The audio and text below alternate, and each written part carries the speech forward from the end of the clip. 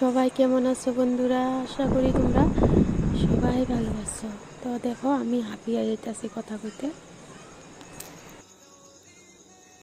তো বন্ধুরা আজকে তোমরা দেখামু আজকে আমি ঘরের কামগুলো মানে ঘরের সারা বস্তু এলোমেলো করে থাকছি। তো এগুলা গুছাইতে লাগবো। তো তোমার একটা কথা জানাই দিই, আমার জামাইয়ের একটা দোকান আছিল আগে। তো কিবা কারণত দোকানটা মানে মালিকের মাটিটা ছিল, কিন্তু মালিকে বানাই দিছিল। তো মালিকে ওইটা মানে 2.5 লাখ টাকা খুঁজতেছে দোকানটা মানে আমরা কিনতে লেগে। তো আমার কাছে তো টাকা নাই, তো আমরা দোকানটা লইতে পারব না। তো ভাড়া দিয়ে চলাইতো দোকানটা আগে। তো মানে দোকানটা মানে সাইডে দেওয়ার পরে যতগুলো মানে মাল বস্তু আনছিল ওইগুলা ঘরে নিয়ে আসছে। তো এই যে দেখো বন্ধুরা, আগে আমগর এখানে একটা ভাঙ্গা আলমারি ছিল আর গ্যাস টেবিলটাও ভাঙ্গা ছিল। তো আজকে এটা বার করে দিলাম। আর যেটা দোকানে আসছিল আগের টেবিলগুলা, তো এই টেবিলগুলো ঘরে নিয়ে আসছে যে। তো এটাই রান্নাঘরে ঢুকাই রাখছি, রান্নাঘরে বস্তু রাখার লোক। ভাবলাম এটা রান্নাঘরে থইয়া দিয়ে ভালো হইব, বস্তু সস্তু রাখা যাইব। তো এটা আলমারির মতো না, ভিতরে টেমা টুমা সাজাই দিতে পারুম। রান্না বাড়া করলে মানে বস্তুগুলা ভিতরে থইতে পারুম, নাহলে বিলাই যে দিকদার করে। তো ওইটাই মানে খারাপও লাগছে মনে। এক সময় দোকান আসছিল, এখন টাকাটা জোগাড় করতে পারি নাই বললা দোকানটা আমার হাত ছাড়া হয়েছে। তারপরে ও হাজিরা করতেছিল, টাকাটা জমা করতে পারে নাই। তো অবশেষে মালিকে 3 টাকা চাই আইছে, তো আমরা টাকাটা জোগাড় করতে পারি না। তো দোকানটা নেওয়া হইল না। আর পরে এই বস্তুগুলা ঘরে নিয়ে আইলো। তো আমি ভাবলাম পুরানা ভাঙ্গা বস্তুগুলা, ভাঙ্গা আলমারি আর টেবিলটা বাইরে বার করে এটা রান্নাঘরে ব্যবহার করে নিলাম। তো আমি এটা বাইরে আসছিলাম, আমরা দুইজনে ঢুকাইছি ঘর না। তো সাফা টাফা করে অল্প জল দিয়ে মুছা দিতেছি। তো ভাবলাম এখন ভালো হইব, গ্যাস শেষ হইতে পারুম। আগে বেশি ভাঙ্গা ছিল আলমারিটা। তো ওইটাই গুছাইয়া টুসাই রাখুন। তো এটা দোকানের মালগুলো আছে ডয়ের, ওইটা পরে আমি বার করুন। আজকে সকালে উঠলাম, সকালে উঠতে পাশি কাম চাম সারলাম, সারার পরে চাটা খাইয়া মাইয়ারেও খাওয়াইয়া পরে ঘরের কামগুলা করা শুরু করে দিলাম। পরে এই যে আমার একটা প্লাস্টিকের ডাইনিং আছে, এটা আমি একবার টিউশন পড়াইছিলাম। তো অল্প টাকা পাইছিলাম। তো পরে মানে আমার ভাত খাওয়ার লেগে না, মানে টিউশন পড়াইতাম তো আগে, তো অসুবিধা হইতো এই ঘরে মাটি। তো এটা মানে আমি টিউশন পড়াইতে লেগে নিছিলাম। হয়তো এটা ডাইনিং ভাত খাওয়ার, আমি টেবিল হিসাবে ব্যবহার করতাম টিউশন করানি লেগে। তো এটা মানে এতদিনই ঘরে আসছিল, মানে কারণ টেবিলে মানে বস্তু সস্তু রাখা দিয়েছিলাম। তো ভাবলাম ওই রান্নাঘরে লই এইটা। তো হয়েছে রান্না মুখ চলাইলাম। তো এটা আমি প্রথম টিউশনের পয়সা দিয়ে এই ডাইনিংটা আমি কিনছিলাম প্লাস্টিকের। তো আমি টিউশন পড়াই বন্ধুরা ঘরের ছোটো ছোটো বহুত বস্তু জোগাড় করছি।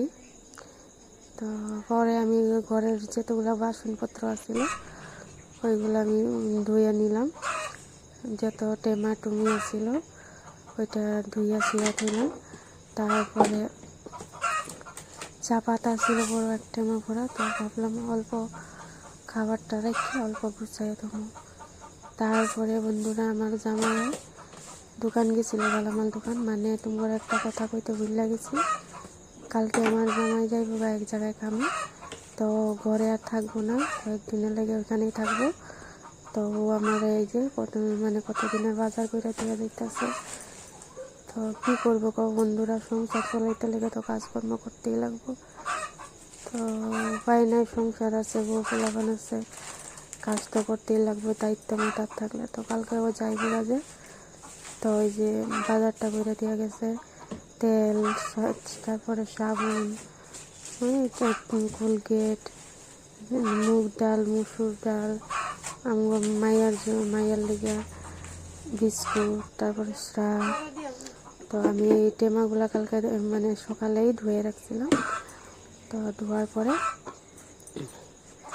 এটা অল্প মুচ্ছা শুকায় গেছে, হইলেও অল্প মুচ্ছা নিতেছি।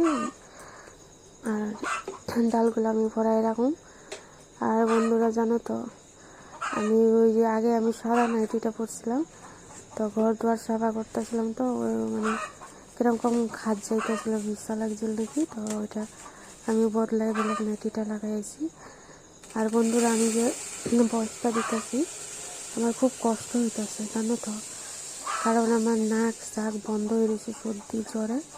তো কথাটা কইতে আমার খুব কষ্ট লাগতেছে, এরকম শ্বাসটা যেরকম ফুললে আইতেছে। তো তোমরা কিছু মনে করো না, আমার কথা যদি কিছু ভুল হয়।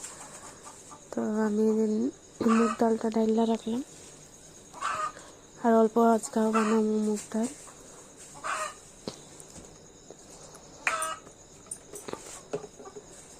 তো ওইটা শেষ হলে পরে দেখা যাইব, আমি নিয়ে।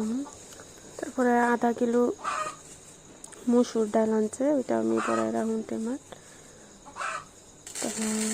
অল্প লাল চাবেরা খাইছিলাম পরে। তো তুমি করে সবটা কাম দেখাইতে পারি না, ঘরটা যে নোংরা হয়ে আসছিল। তো সারাটা ঘর আমি ঝাড়ু মারছি, ময়লা সয়লা ফালাইয়া। তারপরে টেবিল করা আমরা দুজনে ধুইরা ধুইরা ঘরে আনছি। আনার পরে মুচ্চা চুচ্চা টেমাগুলা ধুইয়া আবার রাসনগুলা ভরাই রাখতেছি। অল্প আটা নিয়ে এসে আটাটা ভরাই রাখুন টেমার। না আটা আনছে, তারপরে এই যে চিনিও আনছে অল্প। তো সব কিছুই অল্প অল্প নিয়ে আসছে। তো সবজিগুলো আনে না, ওইটা সন্ধ্যা টাইমে আনবো। জানো তো বন্ধুরা, গরিব হইলে জীবনটা কাটাইতে বহুত মুশকিল হয়ে যায়। কত কিছু সামনে যে হার মানতে লাগে, কিছু দোষ না হইলেও দোষী মানতে লাগে নিজের। কিছু একটা পাইতে লাগে কত যে কষ্ট করতে লাগে, এটা গরিবের মধ্যে হয়। আমরা কিছু একটা যদি আশা করি জীবনে পাইতে খুঁজি, তো ওইটার লেগে বহুত কষ্ট করতে লাগে। হয় বস্তুটার মূল্য অল্প, কিন্তু কষ্টটা যে বহুত করতে লাগে আমার, ওইটাই গরিবের জীবনে এরকম। তারপরে এই যে দেখো আলমারিটা, এটা আমার দোকানে আছিল আগে, তো ঘরে নিয়ে এসে আমি মুচ্ছা টুচ্ছা রাখলাম। তো ভালোই হইলো, যে ভগবানে যা করে ভালোই করে, কী করবো আর, খারাপ তো করেই না। হয়তো আমার দুঃখ কষ্টটা ভগবানে ভালো লেগে দিতেছে, ওইটাই আরও চলিয়া যাইতেছি, কইরা খাইয়া যাইতেছি। ভগবানে আগেই সবের জীবনের ভবিষ্যৎ সব কিছু ভগবানের হাতেই থাকে, ওরাই ভগবানে লিখে রাখে। হয়তো আমার জীবনটা এরকম ভগবানে আগেই লিখে রাখছে যে এরকম হইব। ভগবানের আগে তো কিছু করা যায় না, যা করে ভালোই করে কয়। তারপরে কামসাম অল্প গুছাইয়া প্লাস্টিকের চেয়ার, ডাইনিংয়ের চেয়ারটা ছিল, এটা খুব ধুলা লাগছিল, তো ওইটা অল্প ধুয়ে নিতেছি। কাপড় বাসন বহুত কিছু ধুইতে আছে। এদিকে ছাগলগুলো আমার চেঁচাইতেছে, জল খাওয়াইতে যাইতে লাগবো। তো কালকে ওর বাবা গেলে তো আমার আরও দিকদার হয়ে যাবে, কারণ ও থাকলে তো আমার হাতে পাতে সব কাজ করে অল্প স্বল্প। তো না থাকলে আমি একা হাতে সব করতে লাগবো। লোকে মাইয়া আছে, ও গেলে মানে আমি টিউশনটা আর কাটিংটা শিখাতে পারব না, কারণ মায়েরটা খুব দিকদার করে। তো ওর বাবা থাকলে ওর বাবার কাছে অল্প থাকে। তো বাবা গেলে তো সারাক্ষণ আমার ওই দিকটা রাখতে লাগে। গরিবের তো এরকমই, কাজ না করলে কেমনে চলুম কও, ঘরে থাকলে তো হইব না, সংসার আছে, মাইয়া আছে। তারপরে বাসনগুলা টেপের জল দিয়ে ধুয়ে নিতেছি। আমি যে কথাগুলা কইতেছি, আমার বুকটাতে একটা শব্দ বাড়াইতেছে, মানে শ্বাসটা আমি নিতে পারতেছি না, এরকম আমার মানে সর্দি কফ বুকটার মধ্যে লাগিয়ে আছে, মানে প্রচুর ঠান্ডা বেড়ে গেছে আমার বুকে। তো ওখানে শীত পড়তেছে, সকাল সকাল উঠতে ঠান্ডা জল দিয়ে কাজকর্ম করতে লাগে, এটাই শীত পেয়ে গেছে আমার। আর আমার অল্প ঠান্ডা লাগলে জ্বর সর্দিটা বেশি হয়। না করলে উপায় নাই বন্ধুরা, করতে তো লাগবেই। আগে মাইয়া কালে বাপের বাড়ির অল্প সর্দি হলে জ্বর হলে সারাক্ষণ ঘুমিয়ে থাকতাম। মা অল্প পরে পরে আয়া জলপট্টি দিত আর জিগাইতো কি খাবি, এটা বানাই দেয় ওইটা বানাই দেয়, মুখের স্বাদ হইব, এটা খা ভালো হইব, এটা ওষুধ দিত, ওইটা কত যে ঘরের ওষুধই বানিয়ে দিত, ওইটা খা ভালো হইব, শুইয়া থাক যাইবি না, চাদর লাগাই দিত, লেপ লাগাই দিত ঠান্ডা লাগবে। আর এখন বন্ধুরা সারাদিন জ্বর সর্দি পড়ে থাকলে কেউ জিজ্ঞাসা করার মতো নাই যে ভালো হয়েছ, ওষুধ খাইছ। আর চোখের সামনে কাজগুলা পড়ে থাকে, বেমার শরীর নিয়ে পড়ে থাকলেও ভালো লাগে না কাজগুলো না করলে। তোমরা তো হয়তো দেখে আমার ভাববা না যে আমার এত মোটা টাটকা শরীর, বেমার নাই, কিন্তু বন্ধুরা আমার শরীরটা দিনে দিনে ফুলতেছে, ওইটাও রোগে, ডাক্তার দেখাইতে পারি না টাকার অভাবে। কিন্তু কি করুম কও বন্ধুরা, জীবনটা এরকম। তারপরে ঘরের বস্তুগুলো অল্প ধুইয়া নিয়ে আসলাম, গুছাই রাখুন। এখন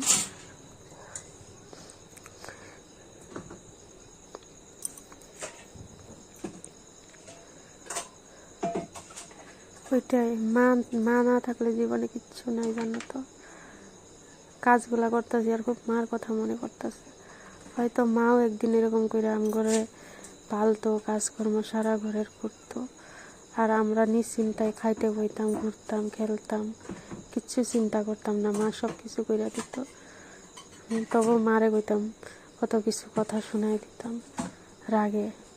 কিন্তু এখন বুঝি যে মা কত কষ্ট করে আমরা বড় করছে, আর মা নিজের নিঃস্বার্থে নিঃস্বার্থে সন্তানের লেগে কাম করে গেছে। আর এখনের মানুষ স্বার্থ ছাড়া কিচ্ছু করে না, সব স্বার্থপর।